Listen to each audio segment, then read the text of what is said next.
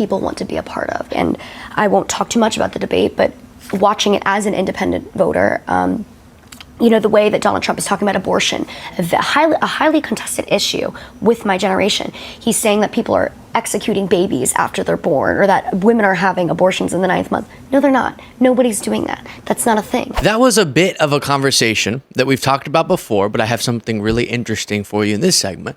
And that was between Kellyanne Conway of Alternative Facts fame and worked in the Trump administration, of course, notoriously, and now is still a Trump ally and supporter and surrogate, in a conversation with her daughter, who very much disagrees with her politically, Claudia Conway. I'm sure you're familiar too. Kellyanne Conway's ex-husband is prominently anti-Trump, and so he was a Republican, but now an anti-Trump Republican, founder of the Psychopath PAC, anti-psychopath PAC, I should say, and a really interesting family.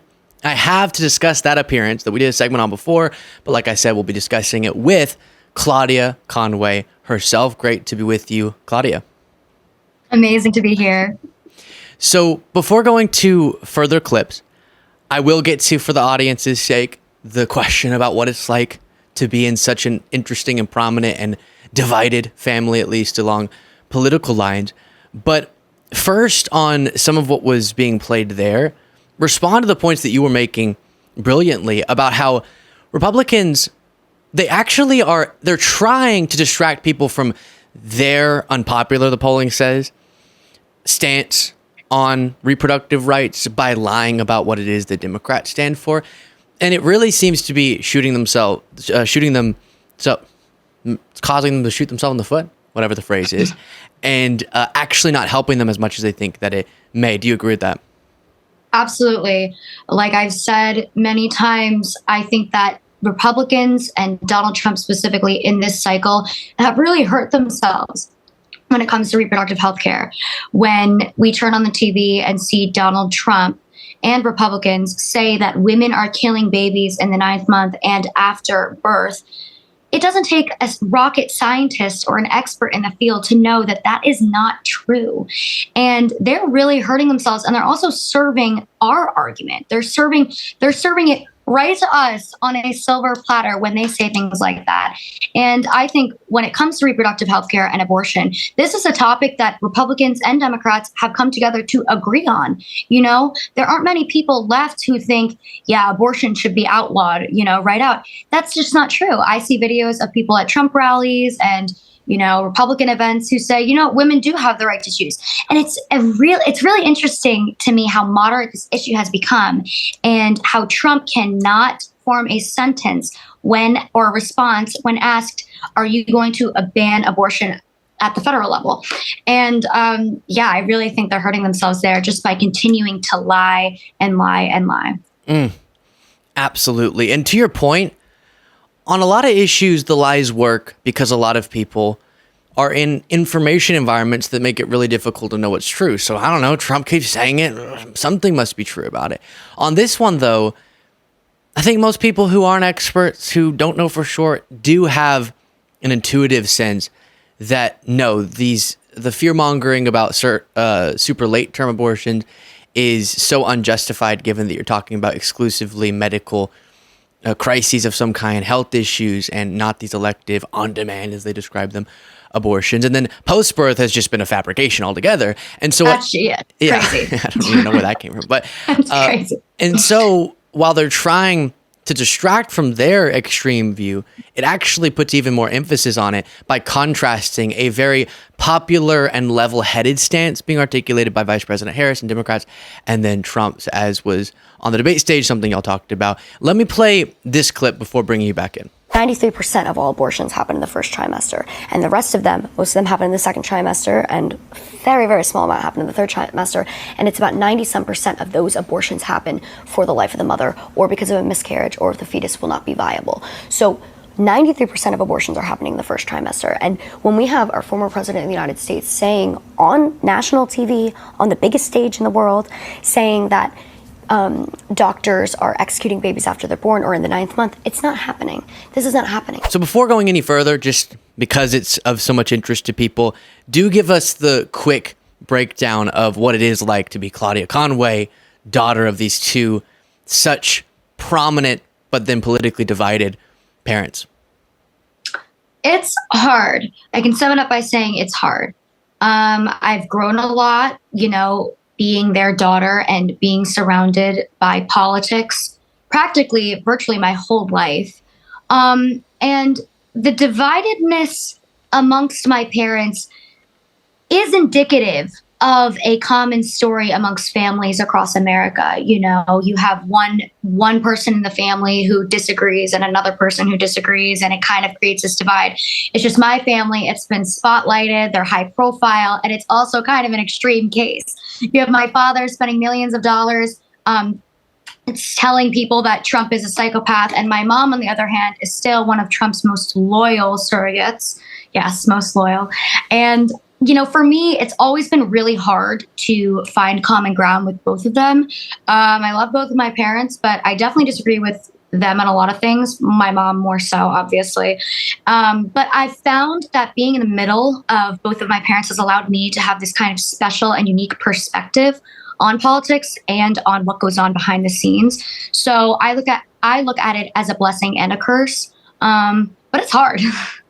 Yeah, I can imagine. And that's really interesting, contextualizing it within a broader context of Americans who don't all have famous parents, but all live in families that so often are divided.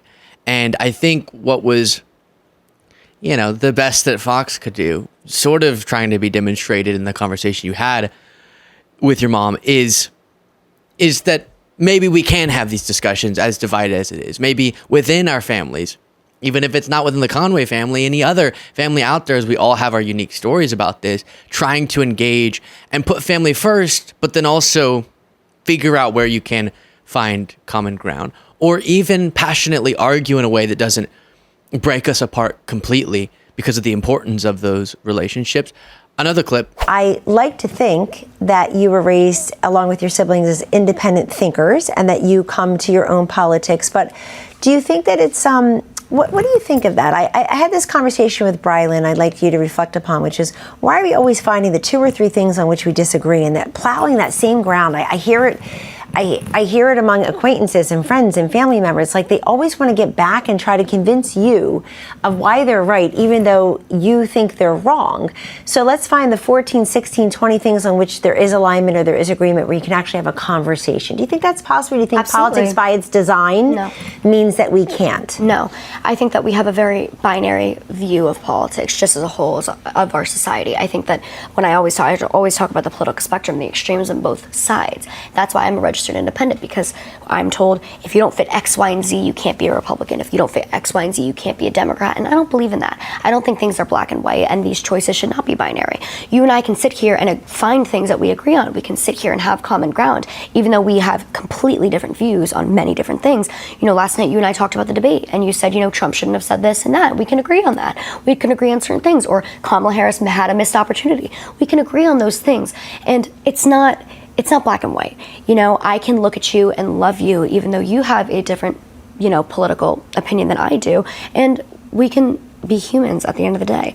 The divisiveness and the lack of unity in our political atmosphere right now is what is going to drive us further apart. And we always talk about the fall of our democracy, the fall of our nation. That is the fall of our nation and our democracy. By furthering the gap between Republicans, Democrats, conservatives, liberals, we are creating that divide ourselves. So I applaud you and commend you for having me on your show and having, people of all different backgrounds on your show, because I think these conversations. So I remember when we originally covered that story on the show, one of the things you and I talked about offline that led to this segment is how a criticism of your appearance for me was that a little bit of the language made it sound like, and maybe this was just a way to find common ground or show that you were open to critiquing your quote unquote side, but some of the articulation of the division coming from both sides felt like both sidesing, even though, as we've discussed, like I said offline, there isn't an equivalence there.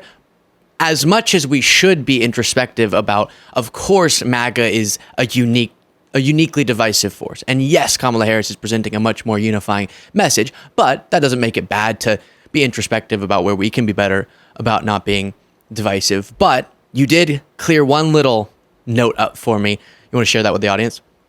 Absolutely. There were some things cut out of my Fox News interview. I vividly remember saying that Donald Trump's debate performance was abhorrent. I remember because I specifically used abhorrent, and that was not in the interview at all. And the way they spliced it was very sneaky, but the way they spliced it made it sound like I was equating Donald Trump's behavior to Kamala Harris's behavior, which, and I will say, to make myself very, very clear, I will never, ever find daylight between Donald Trump's behavior and Kamala Harris's behavior. There's no comparison. It is not comparable to see Donald Trump, who is saying just a few days ago that Liz Cheney should have guns trained at her head, to Kamala Harris, who is rightfully so saying that Donald Trump's rhetoric is dangerous, because it is dangerous. I'll always critique the Democratic Party. I always critique the Republican Party. I will always critique our political two-party system. However, when it comes to this election cycle, there is absolutely no comparison. You can't look at this and say, oh, but they're both, being divisive. And to a certain extent, there's people are being divisive on both sides, but not to the extent that Donald Trump and his Republican surrogates are being divisive. I mean, there is no comparison. Anybody with two eyes and a brain can see that. Right. And something I talk a lot about on the show is I really do want to unify people, and I want to figure out how we can see past partisanship for things. But unity by itself is meaningless if it's not uniting around something meaningful. Absolutely. And right now, you have the Liz Cheneys of the world, or all of these former Trump administration officials uniting with people they very much disagree with on policy, showing that ability for us to unite. But the reason it's possible is because it's around a dedication to our basic constitutional democratic norms. And with Trump's election denialism and trying to stay in power when he lost the last go round, his talk of terminating the Constitution and going after media outlets and the enemy from within, and all of these ways, like his former generals have pointed out, that he rejects basic American constitutional democratic norms, make it really difficult to unite with someone who abides by those values. But I have found a lot of people, it's not actually a matter of flawed values, but instead flawed information they're receiving, and they don't know a lot of those things. Where do you stand on that? Trying to discuss as much as you do these issues with someone where it feels like the foundational stuff you're so far apart on? Absolutely. First of all, I think that information is key. And the amount of misinformation and disinformation that is circulating, even amongst my peers and my friends, is insane. It's something like 60% of adults get their, or I don't know what the statistic is, so I'm gonna estimate that 60% of adults get their news from social media.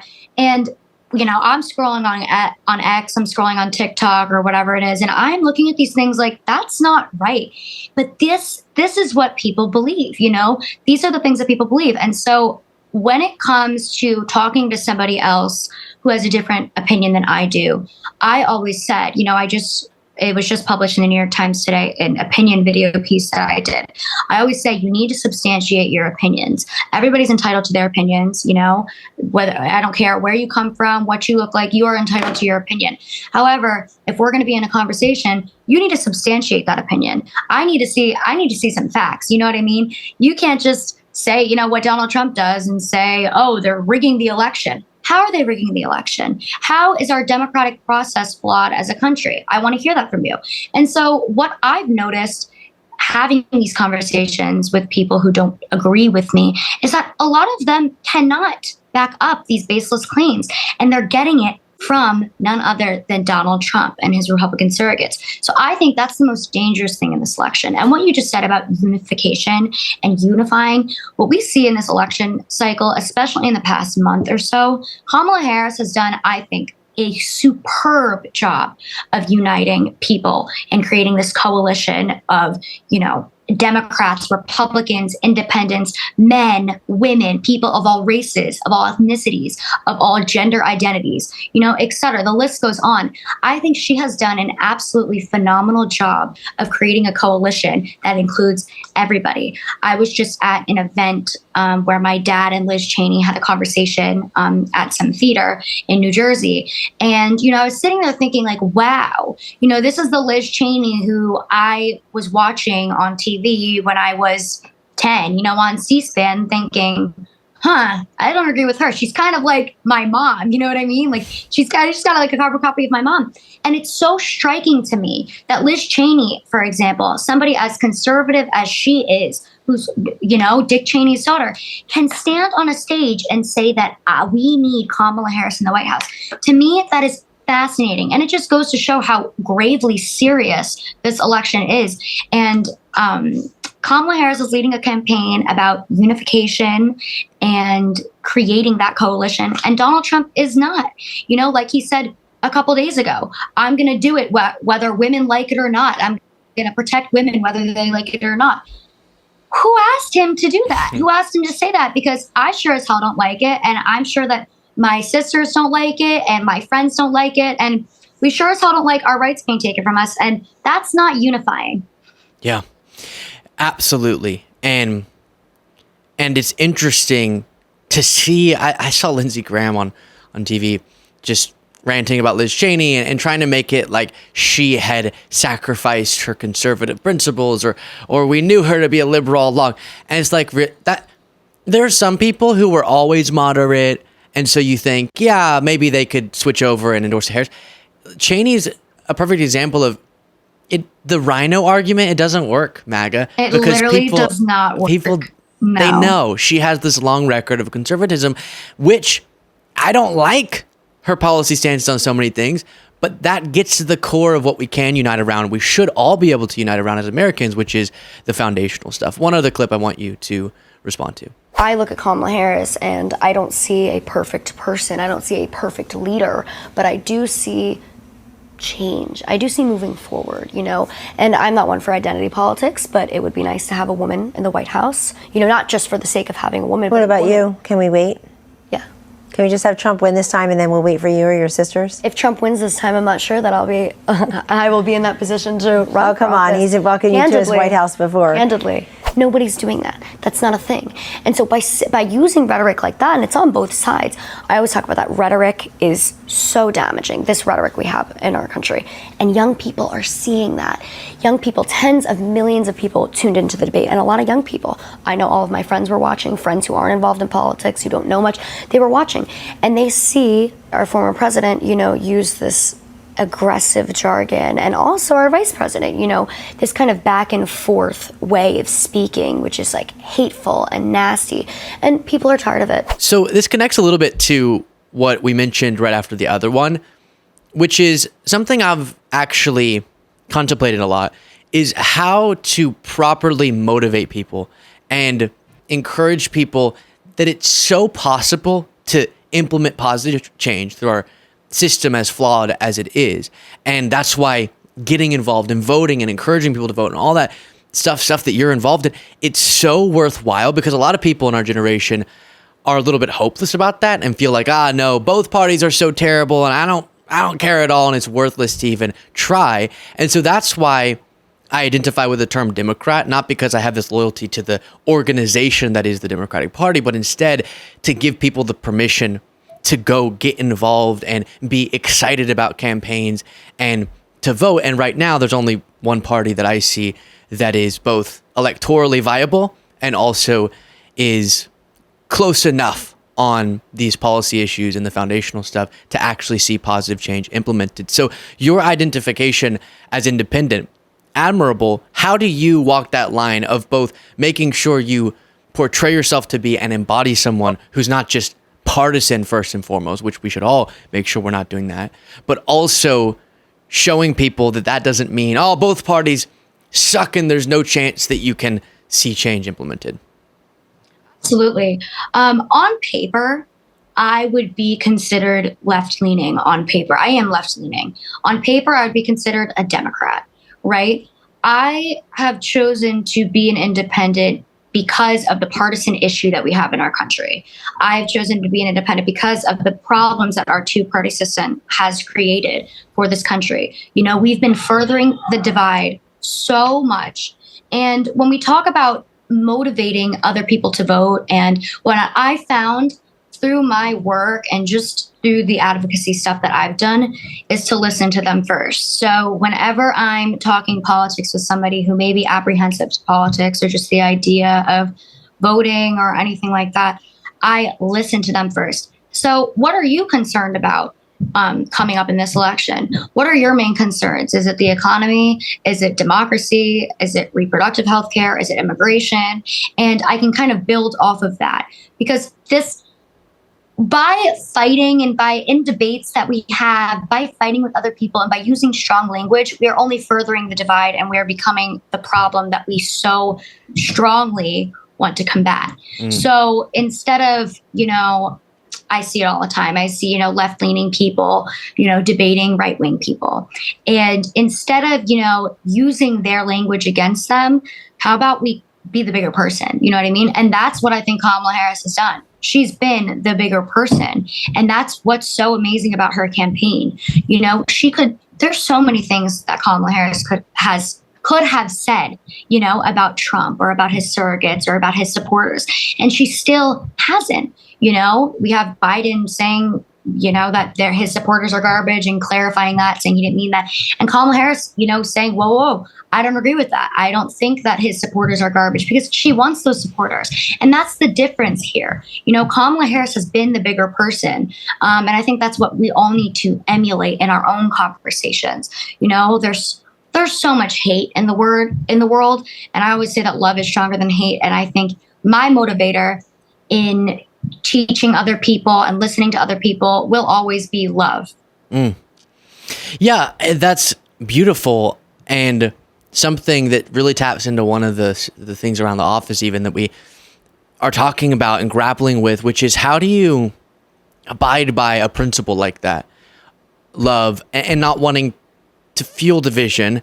How do you see everyone's humanity while also not allowing the dynamic to be metaphorically that we get punched in the face and then we just go, okay, and just lose elections and not push back and not stop politically such a damaging movement.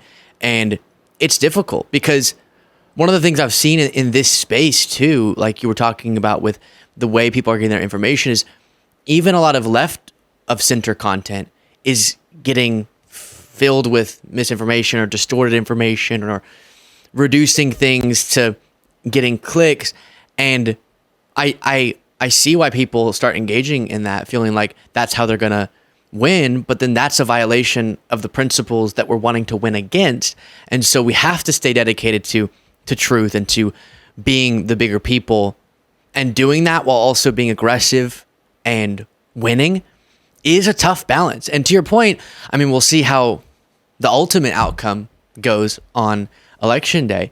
But I think in many ways, Vice President Harris has struck an interesting balance where she's not holding political punches. She's definitely criticizing Trump and mocking him and mocking his size problems with his crowds and all of it, while still portraying herself to hold the movement to higher standards than MAGA. Claudia, it's been absolutely wonderful to have you on. Any closing thoughts? I just hope that everybody votes if they haven't already. Vote on election day. In some states, you can register on the day that you vote. So make sure to check that out. I know some deadlines have passed, but I hope everybody gets to the polls, and I hope everybody's doing their research and having conversations. And yeah. Thanks.